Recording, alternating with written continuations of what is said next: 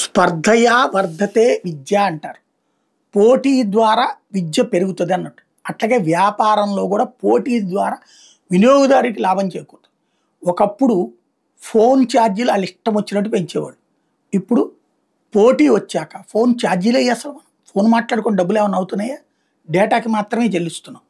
WhatsApp కాల్స్కి లేదు. ఇదివరకు international calls బోల్డ్ అంత కాస్ట్.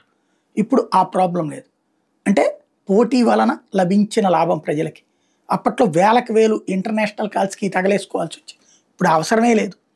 ఇది ఒక ఎత్తు. ఇప్పుడు ఇదంతా ఎందుకు చెప్తున్నా అంటే, ఓలా ఫస్ట్ వచ్చింది ఈ క్యాబుల్ని ఇవ్వడం. ఆ తర్వాతన ఆటోలు కూడా పెట్టింది. ఈ మధ్యన టూ వీలర్లు కూడా పెట్టింది. దీని తర్వాతన రకరకాలైనటువంటి సంస్థలు వచ్చినాయి. ఈ వచ్చినటువంటి సంస్థలన్నిటి మధ్యన పోటీ ఇప్పుడు పతాక స్థాయికి చేరి, అదేది ర్యాపిడో ముందు టూ వీలర్స్ పెట్టి ఇప్పుడు వాళ్ళు త్రీ వీలర్స్ ఫోర్ వీలర్స్ కూడా పెట్టారు.